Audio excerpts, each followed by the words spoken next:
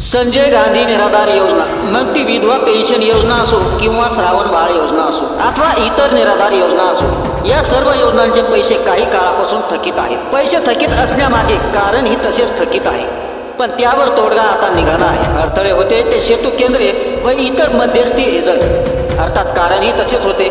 शासन मागत होते ते जिवंत असण्याचा पुरावा, आणि आपण जिवंत आहोत हे दाखवण्यासाठी त्या व्यक्तीस लागत होता 400 ते 500 रुपयांचा खर्च.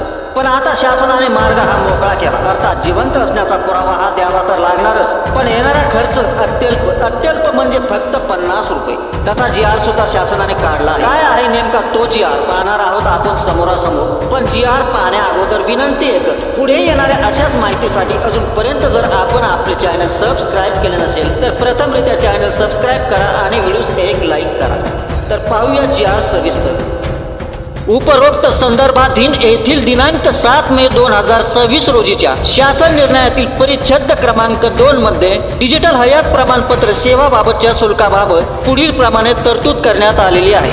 तथापि लाभार्थ्यांनी सदर सेवा सेतू केंद्र, आपल्या सरकार सेवा केंद्र व नागरी सेवा केंद्र या माध्यमातून घेतल्यास याबाबतचे किमान ₹50 इतके सेवा शुल्क लाभार्थ्यास देय राहील. तथापि सदर सेवेकरिता शुल्क हे कमाल ₹50 इतके आकारण्यात येणार असल्याने तथापि लाभार्थ्यांनी सदर सेतू सेवा केंद्र, आपले सरकार सेवा केंद्र व नागरी सेवा केंद्र या माध्यमातून घेतल्यास त्याबाबतचे कमाल ₹50 इतके सेवा शुल्क लाभार्थ्यास देय राहील. यानंतरही सेतू सेवा केंद्र, आपले सरकार किंवा नागरी सेवा केंद्र जास्तीची रक्कम मागत असेल तर त्यांच्यावर कडक कारवाई करण्यात येईल.